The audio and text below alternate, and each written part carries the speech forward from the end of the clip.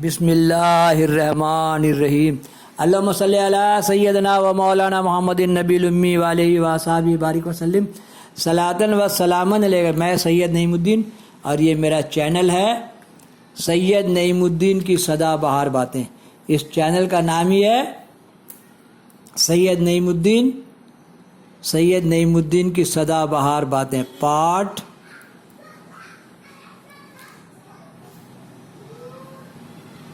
146 ہے نا۔ گنج نیات کہیں نبات لینا کی بارگاہ سے مستقل قیام گاہ کی نشاندہی۔ اب آپ سوچئے کہ پنڈوا شریف سے آپ آئے، پنڈوا شریف میں چند دنوں قیام کے بعد آپ نے اپنے تمام رفقا سفر کو کلکتہ روانہ کر دیا اور 4 خدام ساتھ رہ گئے، جن کو لے کر آپ بھی پنڈوا شریف سے پیادہ عزم سفر ہو گئے۔ مزار مخدوم پر تھوڑی دیر مراقبہ رہے اور وہاں سے ضلع بردوان کے ایک مختصر شہر رانی گنج کی راہ لی۔ اب آپ رانی گنج پہنچے، دیکھیے کیسے روحانی طور پر سرکار کو رانی گنج لایا گیا۔ بنگال میں متعدد غوث و قطب ہوئے ہیں، جن میں سے ہر ایک کا مسکن مختلف شہروں یا آبادیوں میں ہے۔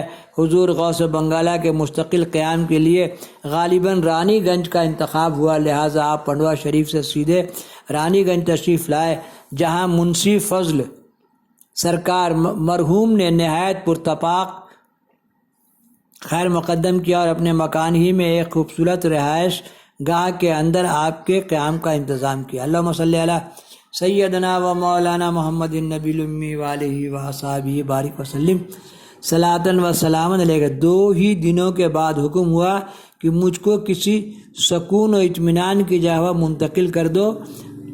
چنانچہ شہر کے مشرقی حصے میں حاجی ڈومن میاں کا ایک مکان تھا، جو اس وقت شہر کی آبادی سے بالکل الگ تھلگ تھا۔ وہیں حضرت کے قیام کا بندوبست ہوا۔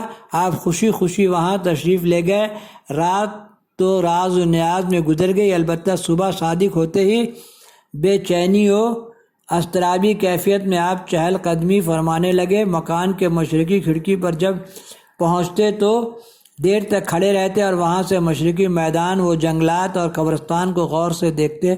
کبھی کبھی خدام کو آواز دے کر بلاتے اور اس قبرستان کی کیفیت کو معلوم فرماتے۔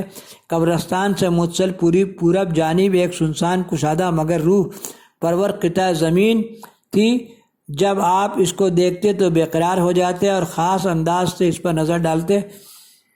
کس کو معلوم تھا کہ حضرت غوث بنگالہ اپنی آخری آرام گاہ کی تلاش میں غلطاں و پیچاں ہیں، یا اس شہر خاموشہ سے کے باشندوں کو تسلی تفصفی دے رہے ہیں کہ ابھی قدر انتظار کرو، اب وہ وقت قریب ہے کہ تمہارے خاک گوریدہ کور کے لیے سرمہ طور بننے والی ہے۔ چوں شو تو خاک پائے بو تراب، عالم روشن کئی چوں آفتاب۔ فجر کی نماز کے بعد جب منشی فضل سرکار یہ نفس نفیس چائے ناشتہ لے کر حاضر خدمت ہوئے تو مزاج ہوا یوں کو برہم و پریشان پایا۔ آنکھیں سرخ، چہرے پر جلال اور لبوں پر سکوت۔ دیر تک گفتگو کی جرات نہیں ہوئی، بلکہ ناشتے کے بعد مہر سکوت ٹوٹا۔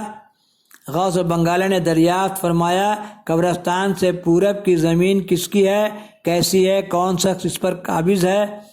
فضل سرکار جب جواباً تفصیل کچھ عرض کرنے لگے تو درمیانی کلام ہی کے ان کو روک دیا، ضبط حال نہ کر سکے۔ ایک سرد آنکھ کھینچی اور ارشاد فرمایا، سخت کرب کا سامنا ہے۔ اس جملے کے ساتھ ہی مجمع پر سناٹا چھا گیا۔ کسی کے اندر شعوری کیفیت باقی نہ رہی کہ اس جملہ تشریح طلب کرتا۔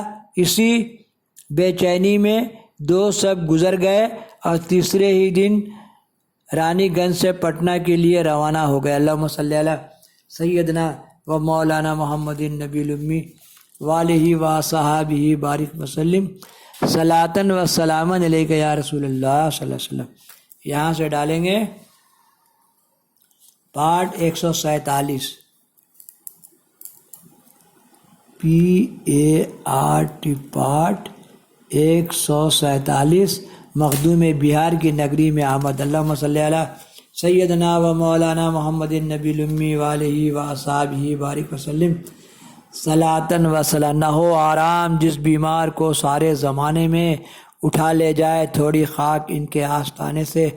اللہم صلی علی سیدنا و مولانا محمد النبی الامی وآلہ وصحبہ بارک وسلم صلاۃً و سلام۔ ماں مریداں بردرے تو از کرم امیدوار، دل برے دل جو مایا یا شاہ شمس الدین توئی، بندے ناتواں کو جمع کیجئے سرکار۔